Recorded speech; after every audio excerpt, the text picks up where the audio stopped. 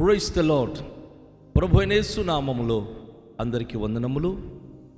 యేసయ్య మాటను ఈ కార్యక్రమాన్ని వీక్షించడానికి ప్రేమతో మిమ్మను ఆహ్వానిస్తున్నాను. ఈ దినము అపోస్తలుడైన పౌలు రోమీయులకు రాసిన పత్రిక 6వ అధ్యాయము 12వ వచనం నుండి 18వ వచనాల వరకు మనము ధ్యానించుకుందాం. కాబట్టి శరీర దురాశలకు లోబడినట్లుగా చావునకు లోనైన మీ శరీరమందు పాపమును ఏలనీయకుడి, మరియు మీ అవయములను దుర్నీతికి సాధనములుగా పాపమునకు అప్పగింపకుడి. అయితే మృతులలో నుండి సజీవులను అనుకొని మిమ్మును మీరే దేవునికి అప్పగించుకొనుడి. మీ అవయములను నీతి సాధనములుగా దేవునికి అప్పగించుడి. మీరు కృపకే గాని ధర్మశాస్త్రమునకు లోనైన వారు కారు గనుక పాపము మీ మీద ప్రభుత్వము చేయదు. అట్లయినడెలా కృపకే గాని ధర్మశాస్త్రమునకు లోనగు వారము కామని పాపము చేయుదుమా? అది ఎన్నటికి కూడదు. లోబడుటకు దేనికి మిమ్మును మీరే దాసులుగా అప్పగించుకొందురో అది చావు నిమిత్తముగా పాపమునకే గాని నీతి నిమిత్తము విధేయతకే గాని దేనికి మీరు లోబడుదురో దానికే దాసులగుదురని మీరు ఎరుగరా? మీరు పాపమునకు దాసులై ఉంటిరి గాని ఏ ఉపదేశ క్రమమునకు మీరు అప్పగింపబడితిరో దానికి హృదయపూర్వకంగా లోబడిన వారై పాపము నుండి విమోచింపబడి నీతికి దాసులైతిరి. ఇందుకు దేవునికి స్తోత్రం. ప్రభునందు ప్రియమైన వాళ్ళారా,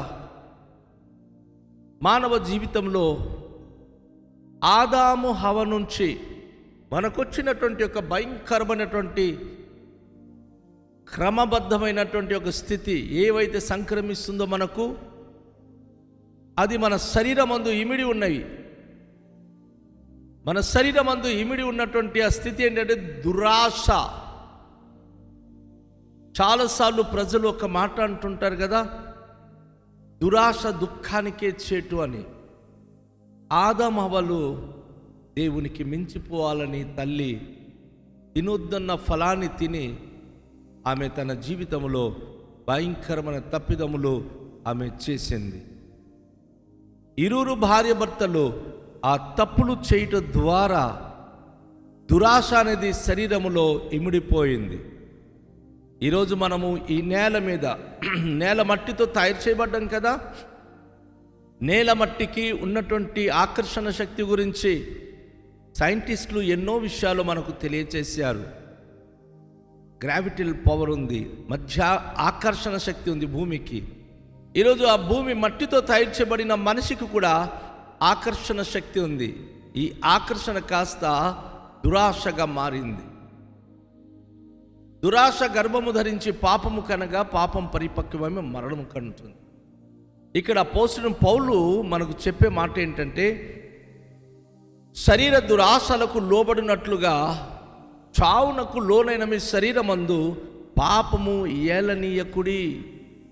ఏ దురాశ వలనైతే ఈరోజు శరీరము పాపానికి బానిసైపోతుందో అది మీ శరీరములో ఏలనివ్వకూడదు. అది మీ జీవితానికి, అది ఆ పాపమునకు మీరు బానిసలు కాకూడదు. మీ అవయములను దుర్నీతి సాధనములుగా పాపమునకు అప్పగింపకుడి. అయితే మృతులలో నుండి సజీవులమనుకొని మిమ్మును మీరే దేవునికి అప్పగించుకొనుడి. మీ అవయములను నీతి సాధనములుగా దేవునికి అప్పగించుడి. ఆదాము హవ్వ నుంచి వచ్చినటువంటి ఆ పాప క్రమము మీ శరీరమందు మిమ్మును ఈరోజు ఏలుబడి చేస్తుంది. కనుక మీరు దుర్నీతికి సాధనములుగా ఇంతకాలం ఉంటిరి. కానీ మన ప్రభు అయిన యేసుక్రీస్తు ఈ లోకానికి వచ్చి పాపము నుండి మనను విడుదల చేసి మన పాప రోత బ్రతుకు నిమిత్తము కలువరి శిలువలో చనిపోయి తను తిరిగి లేచి మనను తనతో పాటు ఆయన సజీవులుగా చేసి ఉన్నాడు. ఈ శరీరమును కొరకు ఆయన గాయపరచబడ్డాడు. బాప్తిస్మము ద్వారా ఆయనతో సాదృశ్యము చేసి, పాప విషయంలో మీరు మృతులుగాను, నీతి విషయంలో మీరు సజీవులుగా ఉండండి అని తెలియచేశాడు. యేసు ప్రభు చేసినటువంటి ఈ అద్భుత క్రమము ఈరోజు మన అవయవములు పాపానికి కాదు, దుర్నీతికి సాధనములుగా పాపమునకు అప్పగించొద్దు అని అపోస్తుడైన పౌలు ఈ లేఖలో మనకు తెలియచేస్తున్నాడు. మృతులను సజీవులమని అనుకోండి. ఎందుకంటే యేసు ప్రభు మీ కొరకు తన ప్రాణాన్ని పెట్టి ఆయన చనిపోయి పాతి పెట్టబడి సజీవుడయ్యాడు. మీరు కూడాను సజీవులవుతున్నారు. ఆయనతో పాటు బాప్తిస్మము తీసుకున్న మీరు పాతి పెట్టబడి లేపబడ్డారు. కనుక మీరు మృతులలో నుండి సజీవులవనుకొని మిమ్మును మీరే దేవునికి అప్పగించుకొనుడి. మీ అవయములను నీతి సాధనములుగా దేవునికి అప్పగించుకొనుడి. అపోస్తలుడు పౌలు అంటాడు, మీరు విలువ పెట్టి కొనబడిన వారు కనుక మీ దేహముతో దేవునికి మహిమపరచుడి అని అంటాడు.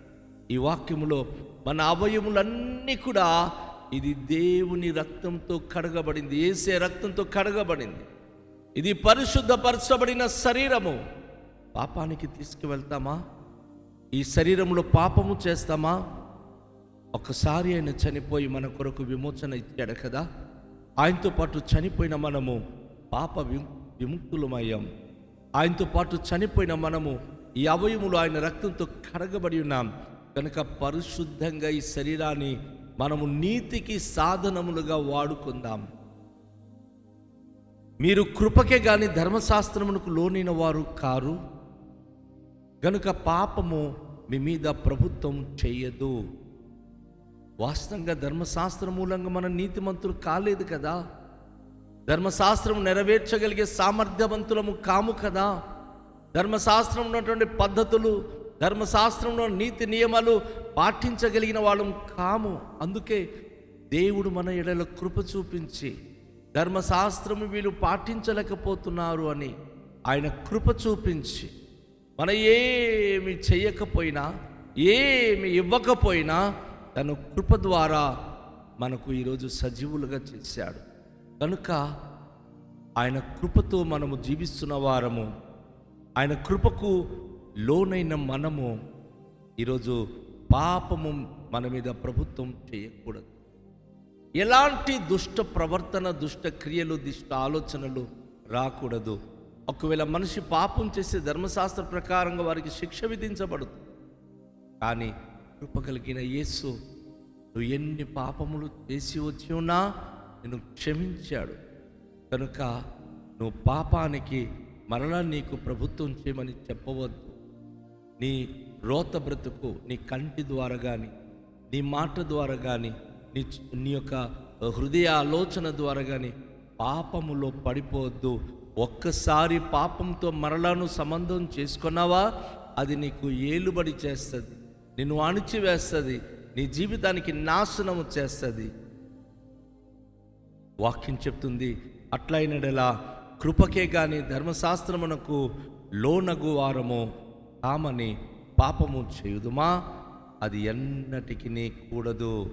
మాకు కృప ఉంది కదా, కృపతో మేము రక్షించబడ్డాం కదా, కాబట్టి మళ్ళీ తప్పు చేసిన పర్వాలేదు అని అనుకోకూడదు. మనము పాపము చేయకూడదని కదా మన పాపం కోసం యేసయ్య చనిపోయాడు. నువ్వు పాపం ఒకవేళ నిన్ను పిలిచినప్పుడు, పాపము చేయడానికి మనసు ప్రేరేపించబడినప్పుడు నీ ప్రభు అయిన యేసుక్రీస్తు కృప నీకు స్పష్టంగా జ్ఞాపకములోనికి రావాలి.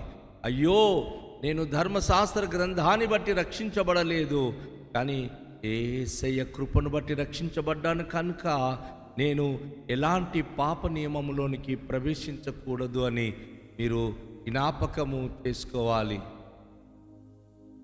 లోబడుటకు దేనికి మిమ్మును మీరు దాసులుగా అప్పగించుదురో అది చావు నిమిత్తముగా, పాపమునకే గాని నీతి నిమిత్తముగా విధేయతకే గాని దేనికి మీరు లోబడుదురో దానికే దాసులగుదురని మీరు ఎరుగరా? ఎంత విలువైన మాట అపోస్తలుడైన పౌలు చెప్తున్నాడు. మిమ్మును మీరు దాసులుగా ఉండడానికి దేనికి అప్పగించబడుతున్నారు? దేనికి మీరు లోబడిపోతున్నారు? చావు నిమిత్తమైన పాపమునకే కానీ నీతి నిమిత్తం విధేయతకే కానీ దేనికి చావుక లేక విధేయత కలిగి నీతిగా విధేయత కలిగి ఉంటున్నారు?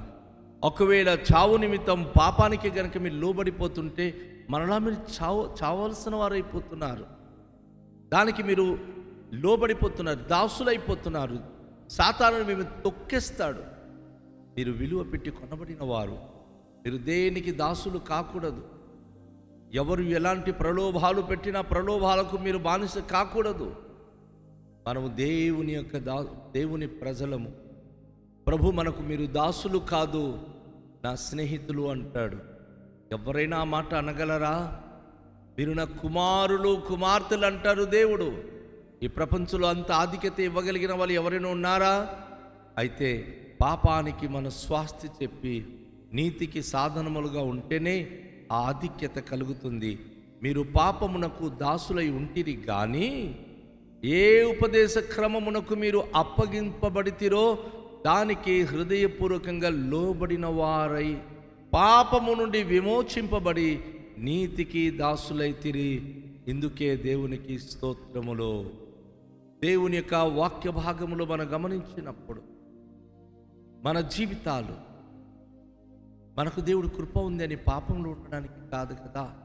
చక్కటి ఉపదేశము ద్వారా ప్రభు మనను విమోచించాడు. చక్కటి వాక్యము ద్వారా ప్రభు మనతో మాట్లాడుతూ ఉన్నాడు. మనమందరము ఆయన పరిశుద్ధమైన తన ప్రజలముగా, తన ప్రియమైన బిడ్డలుగా జీవించే భాగ్యవంతులుగా ఆయన చేసి ఉన్నాడు. కనుక నా ప్రియ సోదరి, నా ప్రియ సహోదరుడా, మనము పాపం నుండి విమోచింపబడి నీతికి మనం దాసులమైతే మనము నీతికి లోబడి ఉన్నాం. నీతికి లోబడినప్పుడు నీతి మూలంగా మనకేం కలుగుతుంది తెలుసా? సమాధానము. నీతి మనకు సమాధానం కలుగచేస్తుంది. నీతి మనకు నిబ్బరంగా ఉంచుతుంది. మన జీవితానికి ప్రశాంతంగా నిమ్మలంగా ఉంచుతుంది.